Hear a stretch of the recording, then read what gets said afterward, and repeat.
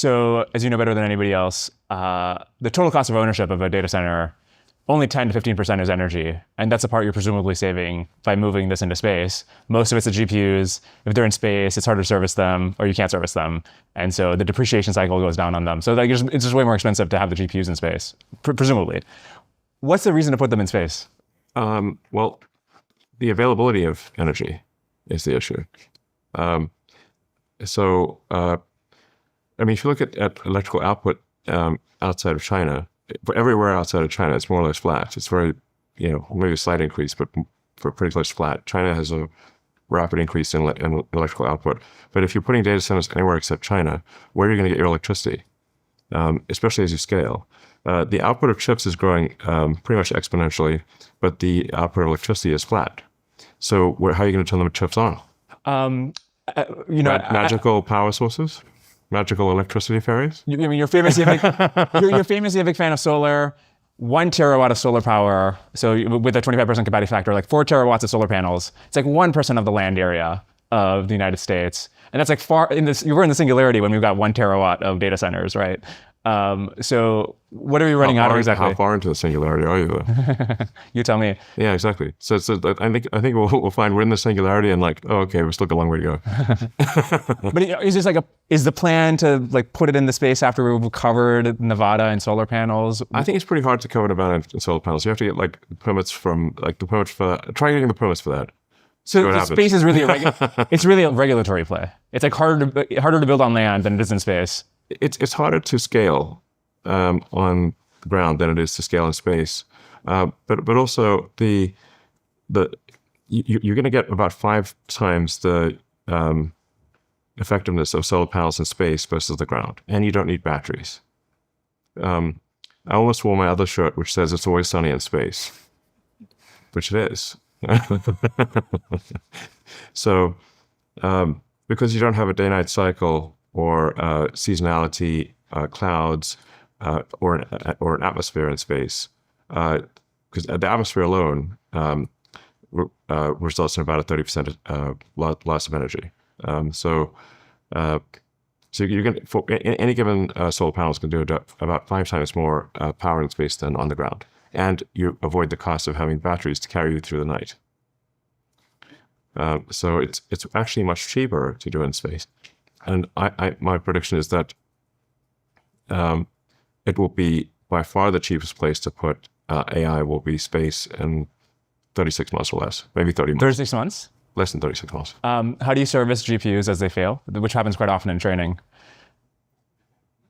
Actually, it depends on how recent the GPUs are that have arrived. I mean, at this point, we found our GPUs to be quite reliable. There's infinite mortality, which you can obviously iron out on the ground.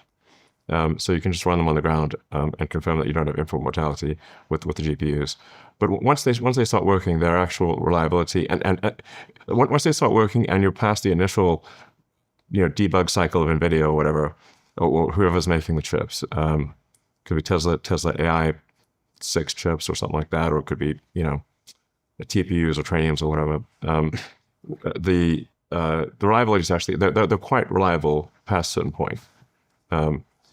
So I don't think the servicing thing is an issue. But you can mark my words. In 36 months, but probably closer to 30 months, the most economically compelling place to put AI will be space. And then it will get it'll then get ridiculously better to be in space. And then the scaling, the only place you can really scale is space.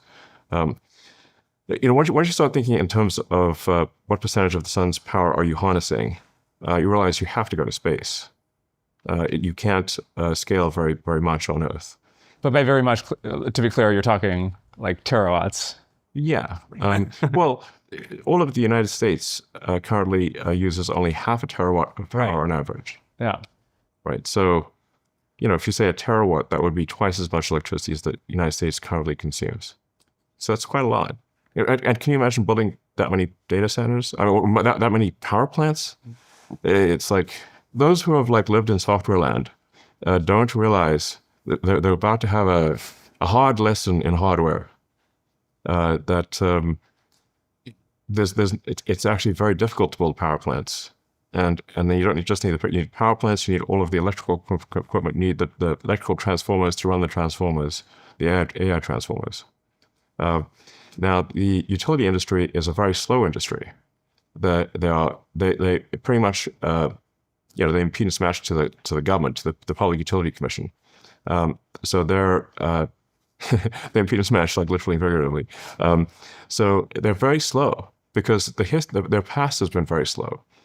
So trying to get them to move fast is just like, like if you try to do an interconnect agreement have you ever tried to do an interconnect agreement with a utility at scale, like with a lot of power? As a professional podcaster, I can say that I'm not, in fact. Yeah. They have to need many more views before that becomes an issue. They have to do a study for a year. Okay. Like a year later, they'll come back to you with their interconnect study. But can't you solve this with your own behind the meter power stuff? You can build power plants. Yeah. That's what we did at XAI for Colossus 2. So for Colossus 2... But so why we're talking about the grid, why not just like build GPUs and power co-located?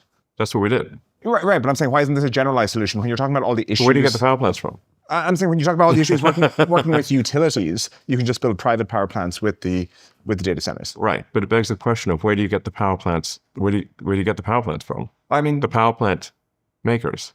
Oh, I see what you're saying. Yeah. Like there's the gas turbine backlog, basically? Yes. You can drill down to a level further. It's the vanes and blades in the turbines that are the limiting factor, because the casting it's like a very specialized process to cast the blades and vanes in the turbines, assuming using gas power, and it's very difficult to scale other forms of power. You can scale potentially solar, but the tariffs currently for importing solar in the US are gigantic, and the domestic solar production is pitiful. Why not make solar? That seems like a good Elon-shaped problem. We are going to make solar. Okay. Yeah. Great. But both SpaceX and Tesla are building towards 100 gigawatts a year of solar cell production. How low down the stack, like from polysilicon up to the wafer to the final panel? I think you got to do the whole thing from raw materials to finish the cell. Now, if it's going to space, it's actually it costs less, and it's easier to make solar cells that go to space because they don't need glass, or they don't need much glass, and they don't need heavy framing because they don't have to survive weather events. There's no weather in space. So it's actually a cheaper solar cell that goes to space than the one on the ground. Is there a path to getting them as cheap as you need in the next 36 months? Solar cells are already very cheap. They're like farcically cheap. It's and if you say, I think like solar cells in China are around like 25-30 cents a watt or something like that. It's absurdly cheap, and when you take into account now put it in space, and it's 5 times cheaper because it's 5 times. In fact, it's not 5 times cheaper. It's 10 times cheaper because you don't need any batteries. So the moment your cost of access to space becomes low, by far the cheapest and most scalable way to generate tokens is space. It's not even close. It'll be an order of magnitude easier to scale, and chips aside, an order of magnitude. Well, if the point is you won't be able to scale on the ground, it's just you just won't. People are going to hit the wall big time on power generation. They already are. The number of sort of miracles in series that the XAI team had to accomplish in order to get a gigawatt of power online was crazy. We had to getting together a whole bunch of turbines, and then we had permit issues in Tennessee and had to go across the border to Mississippi, which is fortunately only a few miles away. But then we still had to run the high power lines a few miles and build a power plant in Mississippi, and it was very difficult to build that.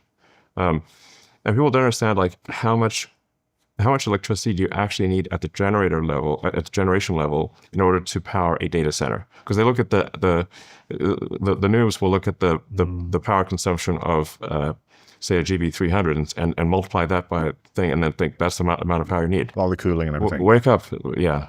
This is like that's a total noob. You've never done any hardware in your life before.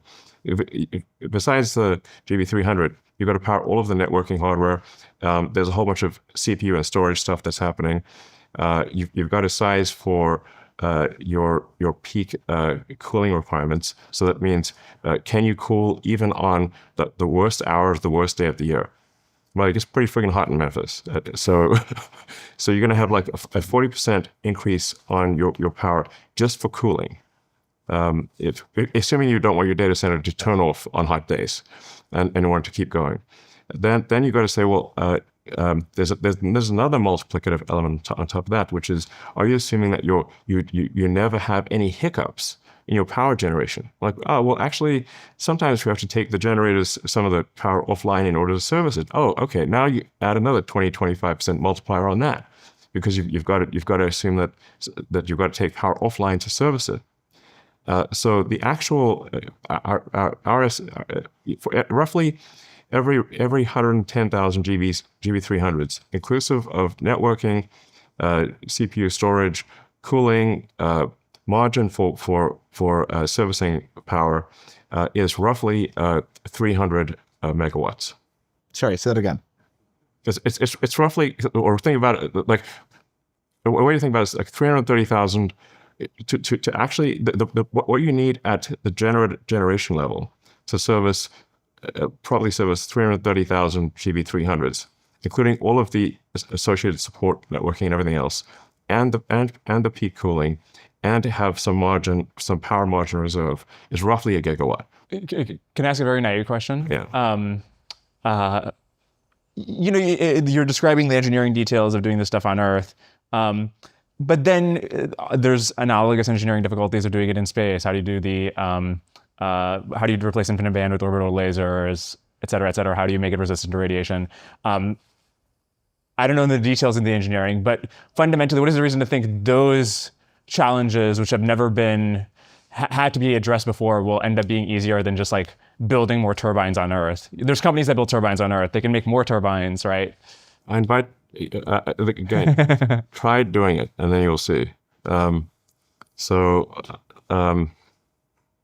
Like the turbines are sold out through 2030. Have you guys considered making your own?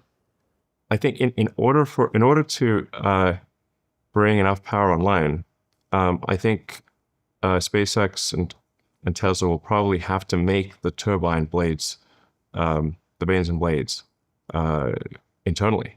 But just the blades or the turbines? The limiting factor, you can get everything except the blades, what they call the blades and vanes.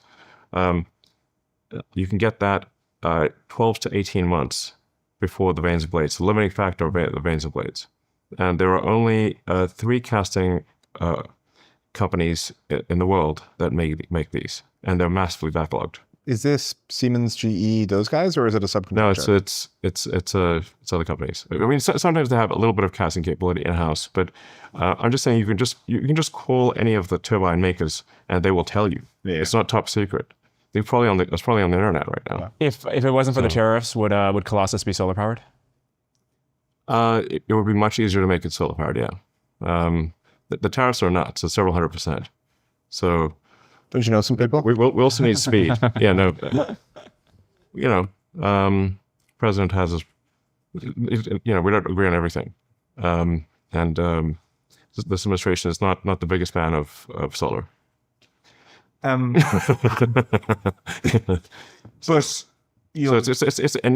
we also need the land, the permits, and everything. So if you're trying to move very fast, I do think scaling solar on Earth is a good way to go. Yeah. But you do need some amount of time to find the land, get the permits, get the solar, pair that with the batteries. Well, why would it not work to stand up your own solar production? And then you're right that you eventually run out of land, but there's a lot of land here in Texas. There's a lot of land in Nevada, including private land. It's not all publicly owned land. And so you'd be able to at least get the next Colossus and like the next one after that. And at a certain point you hit a wall, but wouldn't that work for the moment? As I said, we are scaling solar production. There's a rate at which you can scale physical production of solar cells, where we're going as fast as possible in scaling domestic production. You're making the solar cells at Tesla? Both Tesla and SpaceX have a mandate to get to 100 gigawatts a year of solar.